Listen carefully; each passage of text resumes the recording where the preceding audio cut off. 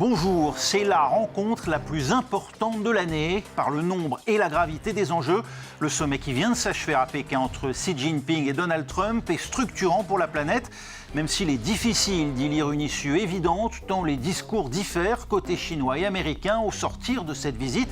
Vous nous direz, Alice Ekman, comment comprendre ce moment stratégique essentiel, vous qui dirigez la recherche à l'Institut d'études de sécurité de l'Union européenne, spécialiste de la Chine et auteur de Dernier vol pour Pékin chez Champ-Flammarion. Revenons-en donc au bilan de cette visite. À l'heure des comptes, que retiendra-t-on de ces 2 jours de sommet? Voyez les temps forts en images commentées par Axel Simon. Un aperçu rare de Zhongnanhai, le complexe ultra sécurisé au cœur du pouvoir chinois. Avant le départ de Donald Trump, Xi Jinping lui a proposé une visite privée des jardins de sa résidence officielle, un geste du président chinois qui semble avoir plu à son homologue américain. Puis-je demander au président s'il reçoit ici d'autres dignitaires étrangers, des présidents ou des premiers ministres? Très peu. Nous n'organisons généralement pas de réception diplomatique ici. Poutine a été invité ici. Bien, bien. C'est appréciable. À l'issue de 2 jours de sommet bilatéral, les 2 dirigeants se sont félicités du renouveau des relations diplomatiques entre Pékin et Washington. Donald Trump indique avoir conclu plusieurs accords commerciaux sans donner plus de détails. Mais concernant la guerre en Iran, il est peu probable que Xi Jinping soit disposé à faire pression sur Téhéran pour faire avancer les négociations pour aboutir à un accord, comme l'espérait la Maison-Blanche. La principale avancée pourrait concerner le dossier du détroit d'Ormuz. Nous partageons le même avis sur l'Iran. Nous voulons que cela cesse et nous ne voulons pas que les Iraniens possèdent l'arme nucléaire. Nous voulons que le détroit reste ouvert. Malgré les apparences, de nombreuses tensions subsistent entre les 2 puissances, notamment au sujet de Taïwan. Jeudi, Donald Trump a fait face à une mise en garde de Pékin sur un risque de conflit entre la Chine et les États-Unis. Le président Xi Jinping a souligné que la question de Taïwan constituait l'enjeu le plus important dans les relations sino-américaines. Si elle est gérée de manière appropriée, les relations bilatérales bénéficieront d'une stabilité générale. Dans le cas contraire, les 2 pays connaîtront des heurts, voire des conflits, mettant ainsi l'ensemble de leurs relations en grand danger. Dans la foulée, le secrétaire d'État américain a déclaré jeudi que la politique américaine à l'égard de Taïwan restait inchangée. Les États-Unis sont le principal soutien militaire et diplomatique de cette île à gouvernement démocratique, que la Chine considère comme l'une de ses provinces en attente de réunification. Alice Ekman, s'il fallait tirer un enseignement de ce sommet, ce serait quoi? La Chine parle désormais aux États-Unis d'égal à égal? Elle cherche à le faire, en tout cas, en s'affirmant. Finalement, elle n'a rien lâché, la Chine. Le protocole était fastueux, comme il est en général quand la Chine accueille un président américain. La dernière fois, c'était il y a 9 ans. Mais derrière le protocole, en fait, il y a énormément de divergences. La déclaration de Donald Trump sur l'Iran, en disant qu'on partage le même, je ne sais plus le mot exact, le même sentiment, le même point de vue, en réalité, c'est faux. Sur Hormuz, oui. Sur l'Iran. Oui. Sur l'Iran, c'est faux. Sur Hormuz, peut-être que la Chine s'accorde la liberté de circulation maritime, mais en réalité, la Chine a un parti pris au Moyen-Orient qui n'est pas du tout celui des États-Unis, loin de là.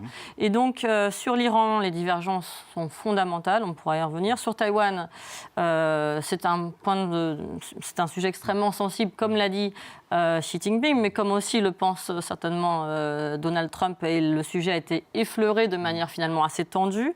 Sur les questions technologiques, à l'heure où on se parle, il n'y a pas eu finalement d'accord majeur. La trêve commerciale est toujours en cours, mais il n'y a pas eu non plus d'annonce majeure.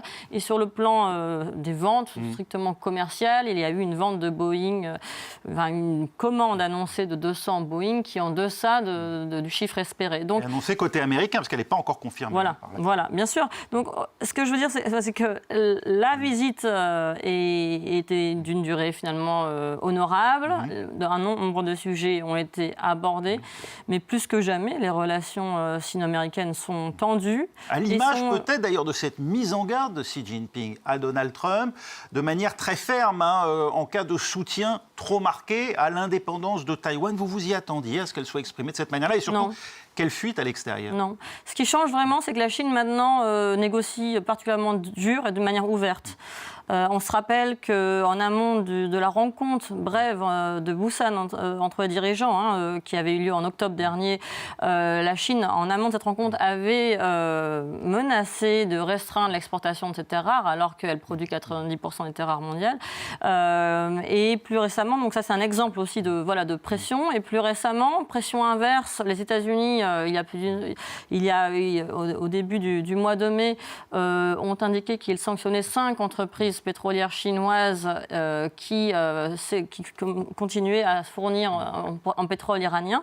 Et la Chine, d'habitude, ne répond pas. Elle a répondu en disant nous ne respecterons pas ces sanctions. Donc on voit bien aujourd'hui que non seulement soit elle n'hésite plus à négocier dur en agitant des menaces, ou même quand ce sont les États-Unis qui la menacent de sanctions ou qui adoptent des sanctions, la Chine considère qu'elle n'a pas les appliquer. Donc on voit aujourd'hui qu'on est vraiment rentré dans je pense, une phase dure de la relation bilatérale, très dure, qui va aussi se manifester sur les théâtres d'opération, que ce soit en Europe ou au Moyen-Orient. La Chine n'est pas partie prenante comme les États-Unis, mais elle soutient très clairement la Russie d'un côté, mais aussi l'Iran. Mais ça a été le révélateur des fragilités américaines tout au long de ce sommet. Le détroit d'Ormuz, resté jusque-là fermé par les menaces que l'Iran fait planer sur le trafic maritime. Donald Trump s'est dit convaincu que Pékin userait de son influence sur son allié iranien. Pas si simple, c'est finalement au seul pays qu'il considère comme non hostile que le régime de Téhéran accepte de céder le passage. Écoutez le ministre iranien des Affaires étrangères. La situation dans le détroit d'Ormuz est actuellement très complexe et nous nous efforçons de faciliter le passage des navires en toute sécurité. Tout rentrera dans l'ordre une fois que les actes d'agression auront totalement cessé. En ce qui nous concerne, le détroit d'Ormuz est ouvert et tous les navires peuvent y passer, à l'exception des navires appartenant aux pays qui sont en guerre contre nous et qui nous combattent.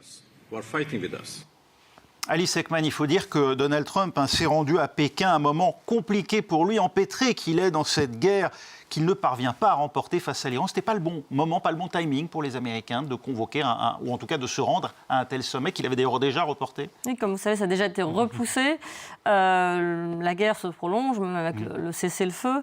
Et il faut dire aussi que cette prolongation est due pas uniquement à la situation Moyen-Orient, mais aussi au fait que l'Iran n'est pas isolé, n'est pas seul. Tout à l'heure, on en parlait, mais il bénéficie du soutien indirect de la Chine, qui continue à importer des hydrocarbures, mais aussi à exporter des composants à usage dual, tels que des semi-conducteurs, qui contribuent à l'effort de guerre iranien. Et puis la Chine est assez claire aussi dans ses positions diplomatiques, notamment aux Nations Unies. Par exemple, le 7 avril dernier, elle a posé un veto aux côtés de la Russie en coordination contre finalement la condamnation de l'Iran, parce qu'elle considère que l'Iran avait le droit de se défendre. Donc aujourd'hui, pour la Chine, et on l'a vu lors des déclarations après le sommet, cette guerre n'aurait pas dû commencer, et in fine, elle pointe du doigt les États-Unis et Israël.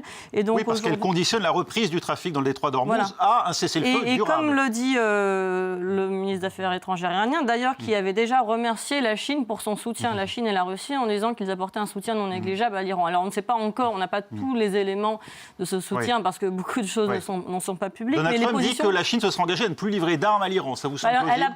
Elle n'a jamais, à ma connaissance, livré d'équipements complets à l'Iran. Comme elle, d'ailleurs, si on fait établir des parallèles, n'a jamais livré d'équipements complets à la Russie depuis l'invasion de l'Ukraine. Ceci dit, si la Russie peut durer autant et soutenir son effort de guerre, comme l'Iran aujourd'hui, même si les situations sont différentes, c'est parce qu'elles ne sont pas seules, elles sont soutenues. La Russie, il faut bien rappeler, la Russie a été soutenue par l'Iran, par l'envoi de drones Shahed, mais aussi par la Corée du Nord, mais aussi par la Chine, qui a continué à importer massivement de l'énergie russe, mais aussi exporter des composants duals et soutenir la Russie au niveau diplomatique. Et finalement, une coalition alternative se forme sur les théâtres d'opération, et aujourd'hui, au Moyen-Orient, je pense qu'il faut avoir les idées claires sur des formations finalement de coalition. Tout n'est pas finalement ambiguïté stratégique. La Chine considère que les États-Unis et Israël sont les fauteurs de troubles, et sur cette base-là, c'est très difficile de considérer à la fois la Chine comme médiateur, mais aussi de penser que Donald Trump arrive à faire pression sur la Chine pour qu'elle-même fasse pression sur l'Iran, parce que la Chine a les capacités de faire pression sur l'Iran, potentiellement, mais elle n'a pas la volonté politique de le faire, en tout cas pas selon l'attente des États-Unis. Il y a cette une du magazine britannique The Economist qui, le mois dernier, représentait Donald Trump, manifestement en colère au premier plan, et derrière, Xi Jinping, tout sourire, avec cette citation empruntée à Napoléon, « N'interrompez jamais un ennemi qui est en train de commettre une erreur ». On se réjouit, côté chinois, de voir l'Amérique s'enliser dans cette guerre, ou bien on pâtit quand même aussi des conséquences? Comme vous le savez, la Chine, depuis longtemps, insiste sur le déclin de l'Occident, le déclin présumé de l'Occident, pas uniquement des États-Unis, mais de l'Europe, et souhaite le précipiter. C'est assez clair dans sa communication à destination des pays tiers, dits du Sud global. Aujourd'hui, la Chine ne satisfait pas entièrement la situation, parce qu'elle reste une puissance d'exportation tournée vers l'export. Elle a besoin de la liberté de la circulation maritime. Elle importe du pétrole, pas uniquement d'Iran, mais aussi d'autres pays de la région, beaucoup de pays du Golfe. Donc, ça n'est pas à son avantage. Elle qui dispose, ceci dit, de réserves de pétrole pour tenir à peu près 6 mois si elle n'importait plus tout de la région. Mais tout de même, ce n'est pas à son avantage. Mais elle essaie de tirer parti, pas uniquement en tant qu'observatrice, on l'a vu, elle est quand même partie prenante, mais elle tirait parti en continuant en prolongeant un activisme diplomatique, que ce soit en Asie du Sud-Est, en Amérique latine et dans une partie de l'Afrique. Donc c'est vrai que comme elle est moins engagée aussi, elle a aussi plus de place et de ressources à la fois humaines et financières pour essayer de développer cette stratégie de coalition anti-occidentale à horizon 2049. Oui, alors on va en reparler. La Chine, en tout cas, dans l'immédiat, qui voit ses approvisionnements en danger, alors que son économie n'est pas franchement au beau fixe, Maya Nehsiathagen. Oui, en effet, vous venez de le dire, le détroit d'Ormuz était stratégique pour la Chine, que ce soit pour les importations de pétrole ici ou encore de gaz. Donc les analystes se sont inquiétés. Est-ce que la croissance chinoise allait réussir à absorber le choc de la guerre en Iran? Et il s'avère que sur le point de vue des importations d'hydrocarbures, eh bien, la Chine n'en est pas réellement aussi dépendante qu'on pourrait le penser. On le voit sur ce graphe. Ici, c'est le pétrole, ici, c'est le gaz. En réalité, le mix énergétique chinois se base aussi beaucoup sur le charbon. Et Beijing, vous venez de le dire aussi, s'est assuré d'importantes réserves stratégiques d'hydrocarbures. De quoi éviter donc les pénuries, mais pas de quoi éviter l'augmentation des prix, le coût de l'énergie, des produits chimiques ou encore du transport de manière générale. Et bilan, une augmentation inédite depuis 2022 des prix à la production. Et l'idée d'une possible récession à l'échelon mondial inquiète la Chine qui a basé un tiers de sa croissance sur les exportations. Et il faut le dire, eh bien, la consommation intérieure n'est pas en capacité de prendre le relais. Pour l'instant, le pays n'a pas retrouvé son dynamisme pré-Covid. Le pays est soumis à des pressions déflationnistes, aux faibles dépenses des ménages, à des excédents de production. On le voit, la crise est en train de pousser certaines entreprises à fermer, par exemple des industries de jouets très dépendantes du plastique. Et pourtant, certains spécialistes se demandent si ça ne pourrait pas être une bonne opération pour la Chine, notamment parce que la Chine, dans toutes ses exportations, travaille beaucoup sur les technologies vertes. Et la Chine voit une augmentation des demandes pour ses produits, des véhicules électriques par exemple, ou encore des panneaux solaires. Les énergies renouvelables, mais aussi la conquête spatiale ou encore l'intelligence artificielle, autant de domaines dans les nouvelles technologies dans lesquels la Chine s'est imposée en leader en l'espace de quelques années. Exemple avec la robotique. Antoine Fenot. Ces spectateurs sont venus encourager ce dimanche lors d'un semi-marathon à Pékin, avec des coureurs un peu particuliers, des robots. Sur des tracés identiques mais parallèles, humains et humanoïdes se sont affrontés. Le but, montrer les progrès des fabricants dans le secteur de la robotique. Ils peuvent faire des tâches ménagères, s'occuper des personnes âgées ou donner des soins de base. Mais surtout dans les industries spécialisées, ils pourront occuper des postes dangereux. Pourquoi pas pompiers ? Le vainqueur cette année, c'est lui. Ce robot, conçu par le fabricant chinois de mobiles Honor, a parcouru les 21 km de l'épreuve en 50 minutes et 26 secondes. 7 minutes de moins que le record du monde d'un humain, en chair et en os, et surtout près d'1h50 de moins que le robot champion de la dernière édition. Tous n'ont pas accompli cette performance. Il y a eu des chutes, des rires, mais aussi une pointe d'inquiétude. Si on parle du point de vue de la société dans son ensemble, je suis pour que la technologie continue de progresser. Mais en tant que personne qui travaille, ça m'inquiète un peu. J'ai l'impression que la technologie avance si vite que ça pourrait avoir un impact sur les emplois des gens. Au total, plus de 100 robots ont participé à cette course, symbole aussi d'une Chine à la pointe du développement de cette technologie. Pékin soutient massivement, notamment via des subventions, la croissance de cette industrie des robots humanoïdes. Course de robots, un peu à l'image de la course que se livrent la Chine et les États-Unis. On a entendu Xi Jinping mettre en garde contre ce que les historiens appellent le piège de Thucydide, qui placerait la puissance ascendante que serait la Chine aujourd'hui en situation de conflit irrémédiable, inéluctable avec la nation qui aujourd'hui domine le monde, en l'occurrence les États-Unis. C'est cela, le logiciel chinois, fondé uniquement sur la compétition, la volonté de dépasser les Américains au mi-temps du siècle. Vous évoquiez 2049, Alice Ekman, ou au contraire une stratégie de stabilité constructive, comme Xi Jinping, toujours lui, l'a estimé nécessaire au cours de ce sommet? Non, là, ce concept, c'était pour le protocole, pas pour le protocole, mais c'était pour un langage diplomatique qui vise à être consensuel. Mais en réalité, lorsqu'on regarde les documents de stratégie chinoise, on voit bien qu'il y a une volonté de dépassement très claire, qui est une rivalité systémique. Ce n'est pas uniquement un dépassement économique. La Chine ne souhaite pas être uniquement première puissance économique mondiale devant les États-Unis à l'horizon 2049 pour être la création de la République populaire de Chine. Non, il souhaite aussi être un leader technologique, un leader aussi politique, en marginalisant les idées, valeurs et institutions des démocraties libérales. Et il y a une rivalité idéologique qui est évidente, pas uniquement en Chine, mais aussi dans les institutions multilatérales, y compris aux Nations Unies, où la Chine souhaite redéfinir les termes de droits de l'homme ou d'autres termes qui la dérangent actuellement. Donc aujourd'hui, on voit vraiment que la Chine, bien avant que l'Union européenne parle de rivalité systémique, ou bien avant le consensus bipartisan aux États-Unis entre républicains et démocrates pour considérer que la Chine est la première des menaces, côté chinois, il y a une perception très anti-américaine au niveau du parti, en considérant qu'il faut prendre sa revanche face à un Occident qui l'a humilié pendant trop longtemps. Et prendre sa revanche, ça veut dire, plus que la dépasser, ça veut dire exporter ses normes et standards pour ne plus dépendre de normes, standards et institutions qui ont été façonnées, selon elle, par les puissances occidentales. Donc on voit bien qu'il y a une rivalité des deux côtés. Du côté chinois, elle est assez structurée. Elle est antérieure à l'arrivée de Donald Trump, antérieure à Trump 1. Elle existait déjà sous Obama et elle s'accélère, elle se révèle au grand jour aujourd'hui. Et pour pouvoir tenir sa revanche, puisque c'est ainsi qu'on l'entend, la Chine a besoin de ressources. Les États-Unis l'ont bien compris, eux qui reprennent certaines voies d'approvisionnement, comme le Venezuela, jusque-là fournisseur de pétrole aux Chinois, Alice Campagnol. Pour revenir quelques années en arrière, Pékin a longtemps été le client privilégié du Venezuela. Les 2/3 des exportations de pétrole ici allaient directement en Chine, le pays étant l'un des rares disposés à acheter du brut à un pays sous sanctions internationales et donc avec des méthodes un peu pirates, car le pétrole vénézuélien ne pouvait pas être vendu normalement sur les marchés internationaux.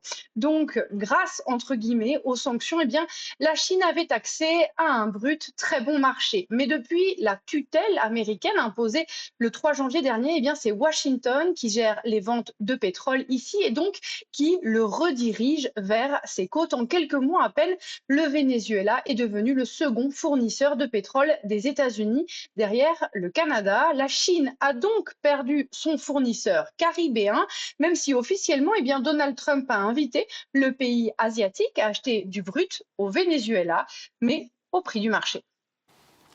Et oui, on vient de le voir, Alice Ekman, Donald Trump, en capturant Nicolas Maduro et en mettant sous tutelle le Venezuela, avait-il pour objectif premier d'isoler la Chine et de lui couper des voies d'approvisionnement ? Ce qui est certain, c'est que la Chine avait gagné en influence dans cette région du monde et les relations politiques entre Caracas et Pékin étaient importantes pour la Chine. Donc je ne suis pas dans la tête de Trump. En tout cas, c'est l'effet. L'effet obtenu, c'est celui-là. En tout cas, ça a des conséquences, bien sûr, concrètes pour la Chine, comme l'a bien dit le reportage, sur le prix de ce pétrole acheté aujourd'hui. C'est la même logique qui prévaut lorsque Donald Trump souhaite prendre, par exemple, ou s'accaparer une partie du Groenland ?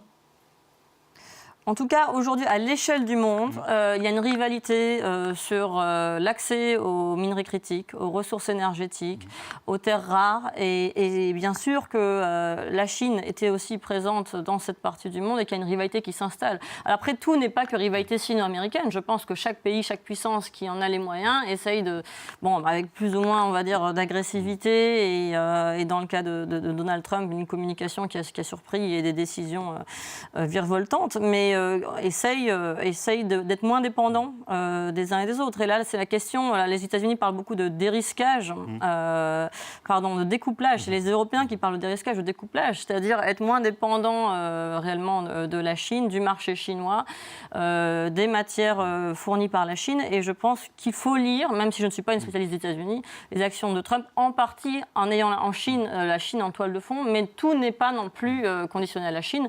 L'action au Moyen-Orient, à mon avis, n'est pas strictement pour avoir la Chine en ligne de mire. En tout cas, ça aurait été sous-estimer la position chinoise et la relation entre la Chine et l'Iran. Mais ce qui arrive au Venezuela, on voit aussi des signaux, puisque la Chine n'a pas réussi à protéger le gouvernement de Maduro. Donc ça montre aussi qu'un partenariat avec la Chine ne protège pas une garantie. Et des Européens, en tout cas eux, qui à l'image du Groenland, pourraient bien faire les frais de cet affrontement Chine-États-Unis, Maya Neysiatagen. Et oui, en pleine guerre commerciale, les Européens se sentent pris entre le marteau de l'hypercompétitivité chinoise et l'enclume du protectionnisme américain. Regardez ce graphe où vous pouvez voir l'Europe et les États-Unis, les importations chinoises des États-Unis se sont effondrées pendant que les importations de l'Union européenne se sont donc envolées. Vous le voyez, elles ont augmenté. L'Union européenne qui ne taxe pas les produits chinois à part les voitures électriques et l'acier. Alors une guerre commerciale, c'est pas une bonne nouvelle pour les pays, les industries du vieux continent, mais paradoxalement, un accord entre la Chine et les États-Unis, ça pourrait peut-être être pire parce que les pays européens s'inquiètent de ces terres rares. La Chine est le principal producteur mondial et les responsables européens s'inquiètent que Pékin donne un accès prioritaire à Washington en cas d'accord. Ce sont des minerais critiques qui sont indispensables pour la transition énergétique, pour la production d'armes ou encore la production de voitures électriques. Et la Chine demande désormais des licences d'exploitation. En contrepartie, il faudrait par moment divulguer des secrets industriels. Alors, certains pays européens commencent déjà à souffrir de telles règles, comme par exemple l'Allemagne qui s'inquiète donc de sécuriser ses stocks, mais un peu tard, selon ce rapport européen que je vais vous montrer, qui vous affirme que l'Europe serait à la traîne. Pourquoi ? Parce qu'elle n'a pas réussi à rendre ses projets financièrement viables face à la concurrence chinoise soutenue par l'État. Je cite, face à Pékin, Bruxelles se tiendrait prête à renforcer la politique industrielle du bloc et à se battre bec et ongle pour chaque emploi européen. On vient de voir un extrait d'ailleurs d'un rapport issu de votre Institut d'études de sécurité de l'Union européenne. Les terres rares, on voit bien aujourd'hui, on les utilise dans tous les produits d'électronique grand public, mais aussi militaires. C'est la raison pour laquelle Donald Trump s'est rendu, d'après vous, en Chine, aux côtés des géants de la tech américaine. Non, c'est pas pour cette raison. C'est la raison pour laquelle il y a une trêve commerciale parce que les États-Unis aujourd'hui sont fortement dépendants des terres rares chinoises, comme l'est l'Europe. Scott Bessent, le secrétaire d'État au Trésor américain, avait annoncé en octobre dernier que les États-Unis allaient limiter cette dépendance pour ne plus dépendre des terres rares chinoises d'ici 2 ans. Mais en fait, c'est très difficile, ça prend du temps. Donc, en tout cas, ils ont des objectifs ambitieux. L'Europe doit en avoir aussi. Ça va mettre du temps parce que, en fait, les chaînes de valeur restent étroitement liées et la Chine reste dominante dans ce secteur des terres rares aujourd'hui. Elle pourrait couper les terres rares si, d'aventure, les Américains à nouveau cessaient les exportations de puces de haute technologie. Le patron d'NVIDIA, d'ailleurs. Aujourd'hui, en tout cas, elle a un levier de pression, oui, via les terres rares, bien sûr. Et en même temps, en parallèle, elle développe sa propre industrie technologique en essayant d'assurer toute la chaîne de valeur, de production et de valeur sur son territoire. Et on voit bien en lisant le dernier plan quinquennal qui est sorti en mars, le 15e plan, il y a des quotas pour que les entreprises technologiques chinoises s'approvisionnent de composants chinois et non plus américains ou occidentaux. Donc en fait, on voit bien que c'est priorité à la Chine pour la Chine et que progressivement, que ça soit la Chine qui parle d'autosuffisance en matière de technologie, les États-Unis qui parlent de découplage ou l'Europe qui parle de dérisquage, on est dans une tendance à la limitation des interdépendances qui va prendre du temps mais qui, à mon avis, est un processus bien engagé. Revenons-en à présent à un précédent voyage, celui qu'avait effectué Barack Obama à Pékin. C'était il y a 17 ans. À l'époque, le président américain d'alors n'avait pas hésité à parler droits de l'homme.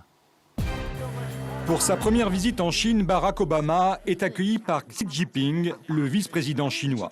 Ensuite, il rencontrera Hu Jintao, le président, pour des entretiens où seront abordés des thèmes variés, le climat, les différends commerciaux entre les deux pays, la prolifération nucléaire et les droits de l'homme.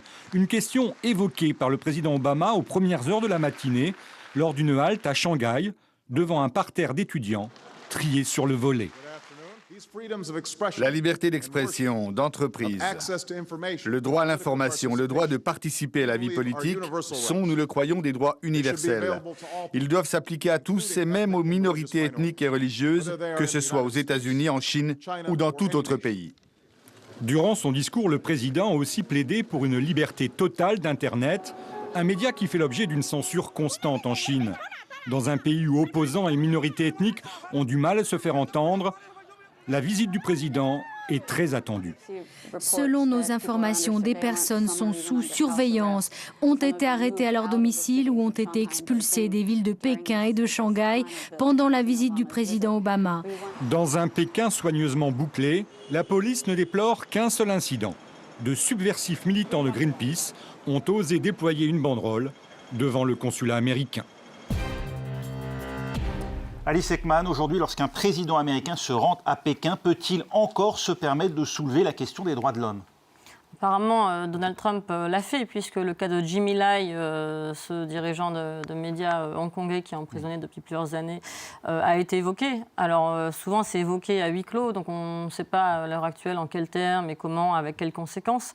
Mais le sujet des droits de l'homme reste un point de tension entre les États-Unis et la Chine. Lors de Trump 1, avait été évoqué le cas du Xinjiang, qui reste aussi un sujet de préoccupation pour les États-Unis. Donc, c'est là aussi qu'on revient à la rivalité systémique dont on parlait tout à l'heure, parce que côté chinois, il y a les sujets des droits de l'homme a toujours été au cœur des relations, abordés lors des rencontres bilatérales, mais côté chinois, il y a une volonté de dire non seulement vous n'avez plus rien à nous dire sur ces sujets, mais maintenant nous allons souligner vos propres failles et engager votre déclin. Donc on est quand même dans une guerre pas uniquement de positionnement, mais aussi de communication, et qui peut aussi se matérialiser par la désinformation et l'interférence en contexte électoral. Donc dans un contexte aussi où une coalition anti-occidentale se forme, avec un rapprochement Chine-Russie, puisque Vladimir Poutine se rendra en Chine avant la fin du mois de mai, donc très prochainement. Donc au moment où les relations sino-américaines sont très tendues, on note toujours ce rapprochement sino-russe. Et vous reviendrez peut-être nous voir à cette occasion. Si vous voulez, avec plaisir. Merci beaucoup, Alice Ekman. Je rappelle que vous dirigez la recherche à l'Institut d'études de sécurité de l'Union européenne. Vous êtes également à l'auteur de Dernier vol pour Pékin aux éditions Champ-Flammarion. Merci à vous d'avoir suivi cette édition. Vous pouvez la retrouver sur notre site internet france24.com. Rendez-vous la semaine prochaine pour un nouveau numéro du Monde dans tous ses états.